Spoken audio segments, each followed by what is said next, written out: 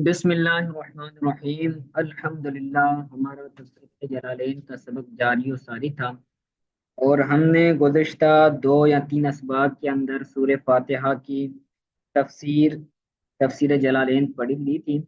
और आज हम सूरह बकरा शुरू करेंगे। तो याद रखें, सूरह बकरा कुरान पाक की दूसरी सूरत है, और कुरान पाक की जो पहली तरतीब के एतबार से सूरत है वो सूरह फातिहा है, और दूसरी सूरह बकरा है।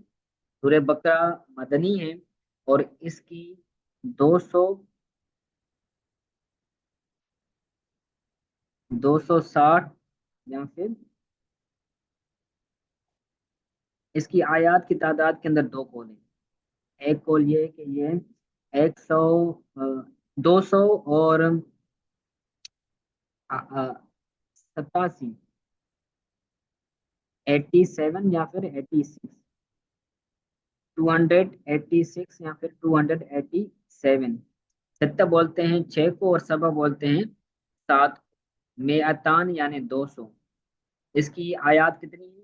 287 है या फिर 286 है। सित्ता यानी 6, सब यानी 7। तो सित्तू व समानून होगा या फिर सबउ व समानून। आयतन। बिस्मिल्लाहिर रहमानिर रहीम। अलिफ लाम मीम। अल्लाहु अअलमु बिमुरादिही बिज़ालिका। अल्लाह ताला इससे अपनी मुराद को जानने वाला है। तो याद रखें, दो तरह के मुशाबिहात होते हैं। कुरान पाक के अंदर दो तरह से मुशाबिहात का जिक्र हुआ है। एक मुशाबिहात वो होते हैं जिनकी लफ्जी माना तो मालूम होती हैं, लेकिन उनकी हकीकी माना मालूम नहीं होती।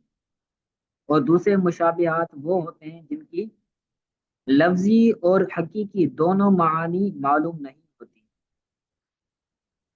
जैसे यहाँ पर अलिफ लाम मीम है, तो इसकी ना हमें लफ्जी माना मालूम है, ना ही हकीकी माना हमें मालूम है। तो ये हरूफ मुशा मुक़त्तआत में से हैं, और हरूफ मुक़त्तआत का ताल्लुक मुशाबिहात में से है। और दूसरी वो मुशाबिहात जिनकी लुग़वी माना तो मालूम होती है, लेकिन उनकी हकीकी माना मालूम नहीं होती। वो कुरान पाक के अंदर और अहादीस के अंदर कसीर से अल्फाज इस्तेमाल हुए हैं, जैसे यदुल्लाहि या फिर ऐनुल्लाहि। तो इस तरह के जो अल्फाज इस्तेमाल होते हैं कुरान पाक के अंदर, उनकी लुग़वी माना तो मालूम होती है। जैसे यदुल्ला, यद का माना होता है हाथ। वजहुल्ला, अल्लाह चेहरा। तो इसी तरह, लेकिन हकीकी माना इससे क्या मुराद मालूम, इसका इल्म हमें नहीं होता। तो ये हुरूफ भी मुशाबिहात में चले जाते हैं। यहाँ पर अलिफ लाम आया है, और अलिफ लाम भी ये हुरूफ मुक़त्तआत में से हैं, और हुरूफ मुक़त्तआत ये मुशाबिहात में से।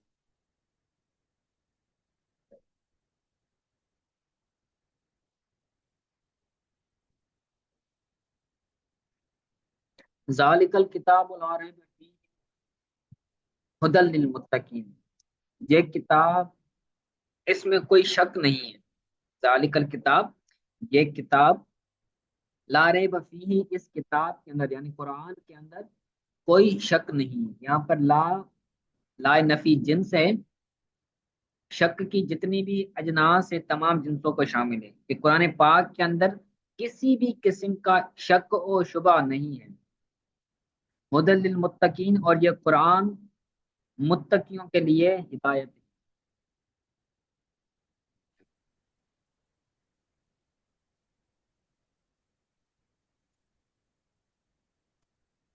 तो आपको मालूम होगा, ये जो जालिक है, ये इसमें इशारा बईद के लिए आता है। जो चीज बईद हो, दूर हो, करीब ना हो, तो उसके लिए कहा जाता है जालिकल। जालिका जैदुन, वो जैद है। जालिका कलम, वो कलम है। तो जालिका ये हरूफ इशारा में से, इसमें इशारा में से, और ये बईद के लिए इस्तेमाल होता है। लेकिन यहाँ पर कुरान के लिए इस्तेमाल किया गया है, तो इसका मतलब ये है कि जो चीज عظمت والی ہو، شان والی ہو، تو اس کے لیے اس میں اشارہ بعید کو ذکر کیا جاتا ہے۔ ٹھیک ہے، تو یہاں پر ذالکا ہذا کی معنی میں ہے، لیکن یہاں پر ذالکا کو ہذا کی معنی میں کیوں استعمال کیا گیا؟ کیونکہ ذالکا کبھی کبھی ان چیزوں کے لیے بھی بولا جاتا ہے جن کی عظمت ہو، جن کی شان ہو۔ تو یہاں پر چونکہ قرآن سے، کتاب سے مراد قرآن ہے، تو قرآن کی عظمت اور شان کے لیے یہاں پر ذالک کا ذکر کیا گیا۔ آگے کتاب کی وضاحت کریں کہ الذی یقرأہ محمد، کہ وہ کتاب جس کو حضرت محمد صلی اللہ علیہ وسلم پڑھتے ہیں۔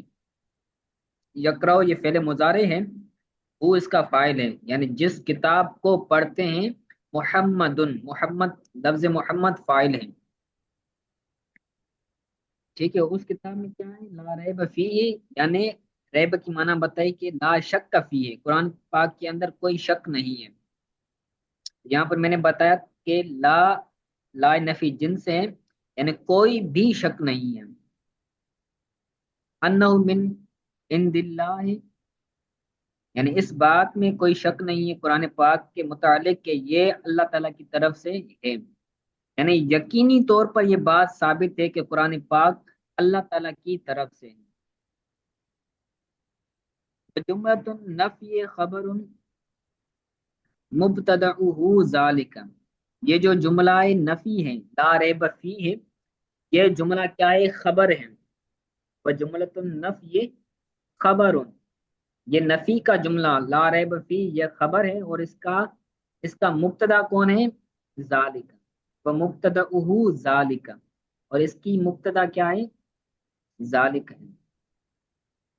والاشارۃ بہ للتعظیم، میں نے آپ کو بتایا کہ بعید کے ساتھ اشارہ کرنا، یہاں پر بہ سے مراد کیا ہے؟ ذالک، ذالک کے ساتھ اشارہ کرنا یہ تعظیم کے لیے ہے، عزت کے لیے ہے، شان کے لیے ہے۔ آگے وہ کہہ رہے ہیں ہدن، تو یہ اصل میں تھا، یہ اس کی حالت ہے، یہ حالت رفعی میں ہے، کیونکہ یہ خبر ثانی بن رہی ہے، تو یہ ہدیون تھا، تو پھر اس کے قواعد لگیں کہ یا جو ناقص کے قواعد ہیں ان میں سے ایک قاعدہ لگا جس کی وجہ سے اس کی یہ ہدن حالت بن گئی۔ کہتے ہیں کہ خبر، خبر ثان، یہ جو ہدن ہے یہ خبر ثانی ہے، یعنی دوسری خبر ہے۔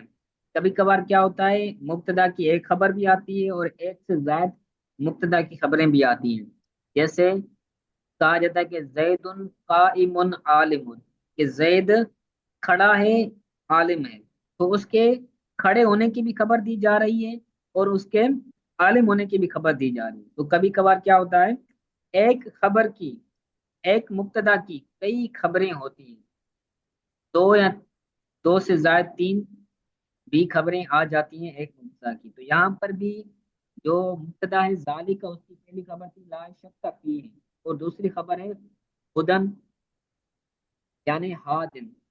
تو یاد رکھیں جو ہدن ہے یہ ہدن مصدر ہے، اور مصدر کبھی فاعل کے معنی میں آتا ہے اور کبھی مفعول کی معنی میں آتا ہے۔ تو یہاں پر ہدن یہ فاعل کی معنی ہے، ہدن بمعنی ہادن، یعنی ہدایت دینے والا ہے، ہدایت ہے یعنی ہدایت دینے والا ہے، ہادن، یعنی جو بھی قرآن پاک کو پڑھے گا وہ ہدایت والا ہو جائے گا، قرآن پاک اس کو ہدایت دے گا سیدھے راستے کی طرف۔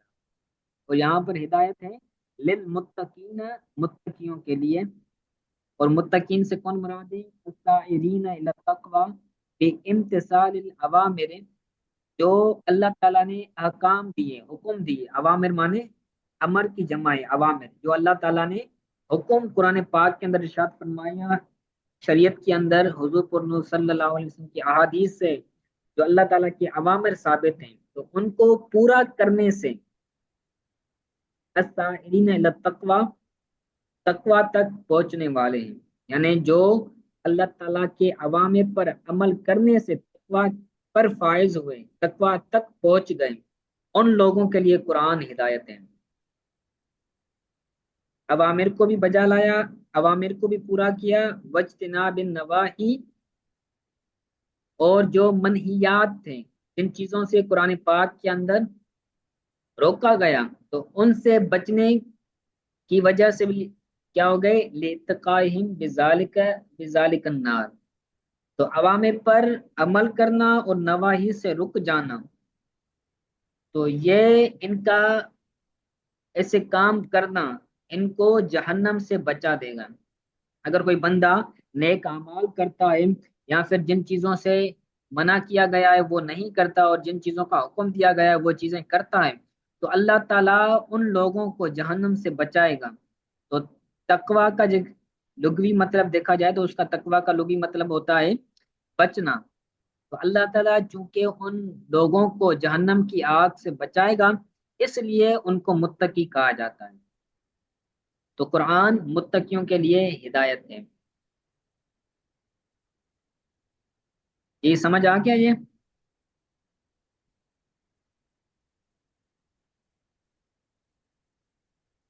آواز آ رہی یس میری؟ سر، جی جی آ رہی ہے استاد صاحب آپ۔ جی آگے کہتے ہیں الذین یؤمنون بالغیب ویقیمون الصلاۃ ومما رزقناہم ینفقون۔ یہ جو پیچھے للمتقین گزرا تھا نا، متقیوں کی یہ صفت بیان کر رہی ہے۔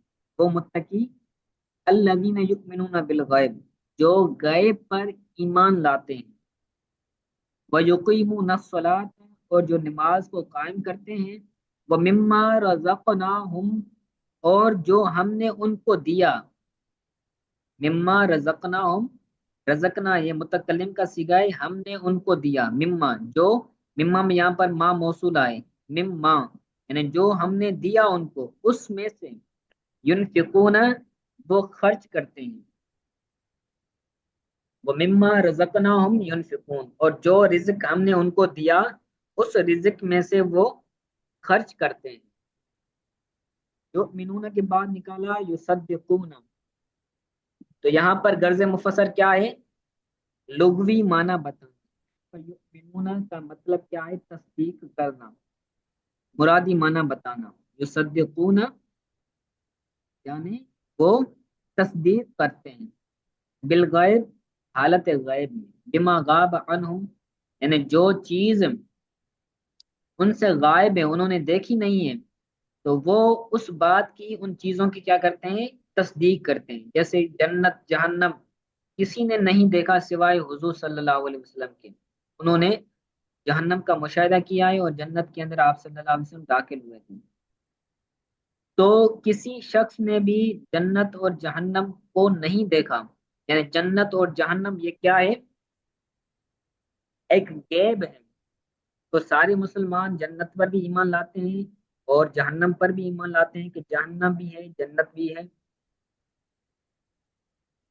تو جنت اور جہنم کی تصدیق کرنا،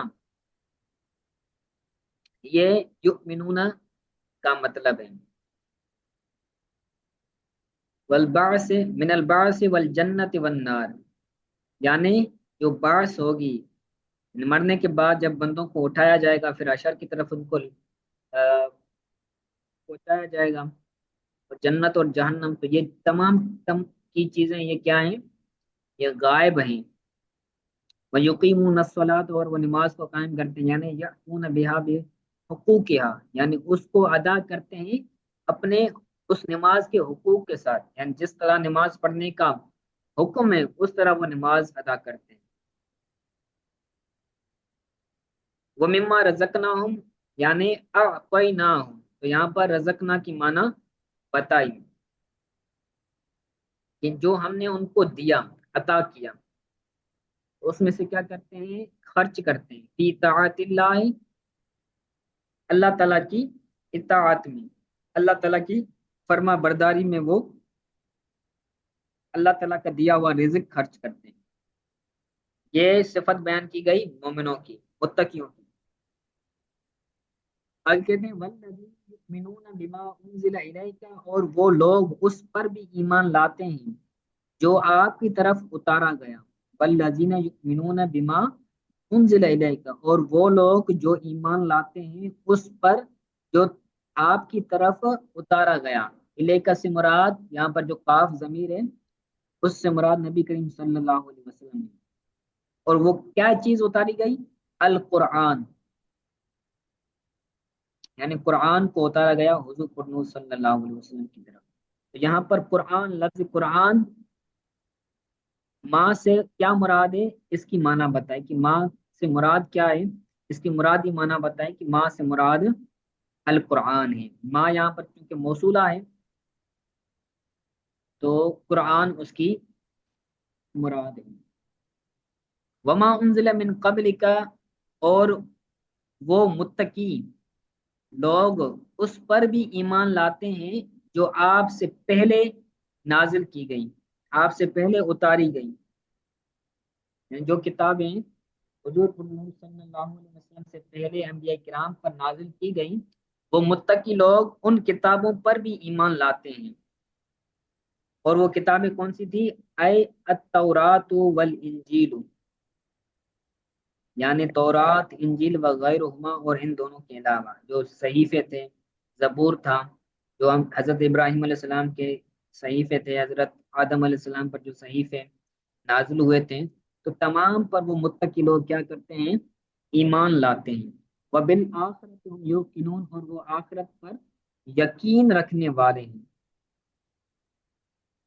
یعنی وہ آخرت پر یقین رکھتے ہیں کہ مرنے کے بعد حساب کتاب ہوگا، آخرت کا میدان لگے گا اور وہاں پر اعمال کا حساب دیا جائے گا، تو وہ اس آخرت والے دن پر یوقنون یقین رکھتے ہیں، یعنی یعلمون وہ اس کو جانتے ہیں، ان کے علم کے اندر ہے کہ قیامت ہوگی، حساب کتاب ہوگا۔ اولئک علی ھدی من ربہم واولئک هم المفلحون، یہی لوگ اپنے رب کی طرف سے ہدایت پر ہیں۔ اولئک، یہی لوگ علی ھدی من ربہم، اپنے رب کی جانب سے، اپنے رب کی طرف سے ہدایت پر ہیں۔ اولئک هم المفلحون، یہی لوگ کامیاب ہیں۔ فلاح، فلاح بولتے ہیں کامیابی کو، تو اس سے یہ اسم فاعل کا صیغہ ہے مفلحون، اور یہی لوگ کامیابی والے ہیں، کامیاب ہیں۔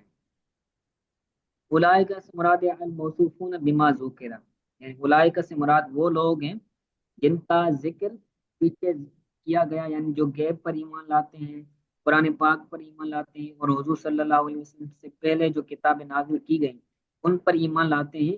تو ان تمام چیزوں سے جو موصوف ہیں وہ کیا ہیں؟ اپنے رب کی جانب سے ہدایت پر۔ المفلحون کی آگے وضاحت کر رہے ہیں کہ الفائزون بالجنت الناجون من النار، یعنی جو فائز ہوں گے بالجنت، جنت میں، فائز بولتے ہیں کامیاب کو جو کامیابی حاصل کر چکا ہو، یعنی الفائزون بالجنت، یعنی جو جنت ملنے کی وجہ سے جو کامیاب ہو گئے انہیں مفلحون کہا جاتا ہے۔ الناجون من النار، جنت پر فائز ہو گئے، جنت ان کو مل گئی تو وہ کامیاب ہو گئے۔ الناجون من النار، اور آگ سے، جہنم کی آگ سے وہ بچ گئے، نجات پا گئے، تو وہ گویا کہ کامیاب ہو گئے۔ تو جنت کا مل جانا یہ بھی کامیابی ہے، اور جہنم کی آگ سے بچ جانا یہ بھی کامیابی ہے۔ ٹھیک ہے، تو آج ہم نے سورہ بقرہ کی 5 آیات پڑھی ہیں، اس کو اچھی طرح سے یاد کیجیے گا۔ اگر کوئی بات سمجھ نہیں آئی تو وہ پوچھ لیں جلدی سے۔